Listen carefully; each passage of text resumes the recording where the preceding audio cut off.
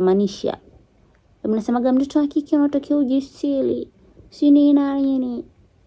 Na wanaume msijistiri. Jiachie. Na ndio maana mnaitwa chumbani. Mtatoa na mtatoa tena. Kuiga sio kuzuri watoto wa kiume. Mnakimbia majukumu yenu kama watoto wa kiume na unakimbia gharama. Nakimbia gharama za makeup, nakimbia gharama za mavazi kwa watoto wa kike. Nakimbia gharama za kila kitu. Unataka uhudumiwe wewe? Nitakuhudumia.